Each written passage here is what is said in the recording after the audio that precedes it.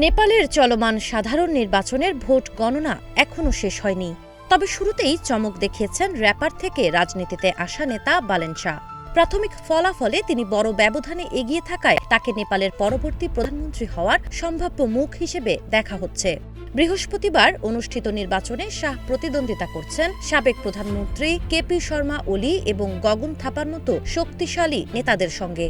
সর্বশেষ তথ্য অনুযায়ী বালেন শাহের দল রাষ্ট্রীয় স্বতন্ত্র পার্টি বা আরএসপি ১৬৫টি সরাসরি নির্বাচিত আসনের ২/৩ বেশি জায়গায় এগিয়ে রয়েছে।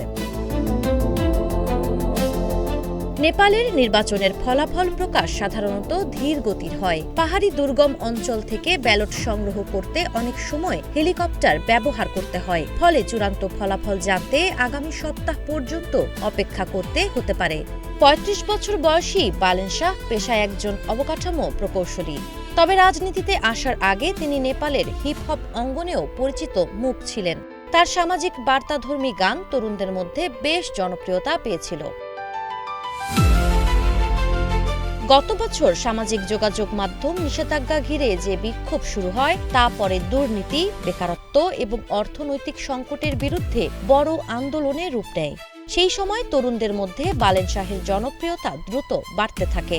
তবে সমালোচনাও রয়েছে। কাঠমান্ডুর মেয়র হিসেবে দায়িত্ব পালনকালে অবৈধ ব্যবসা ও রাস্তার হকারদের বিরুদ্ধে কঠোর পদক্ষেপ নেওয়ায় তিনি মানবাধিকার সংগঠনগুলোর সমালোচনার মুখে পড়েছিলেন।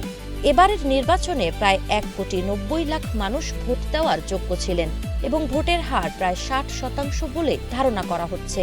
নেপালের সংসদে মোট ২৭৫টি আসন রয়েছে। এর মধ্যে ১৬৫টি সরাসরি ভোটে এবং বাকি ১১০টি আনুপাতিক প্রতিনিধিত্ব পদ্ধতিতে নির্বাচিত হয়।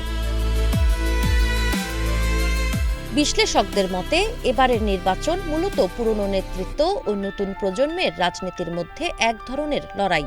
তরুণ ভোটারদের বড় একটি অংশ পরিবর্তনের প্রত্যাশায় নতুন নেতৃত্বের দিকে ঝুঁকেছেন।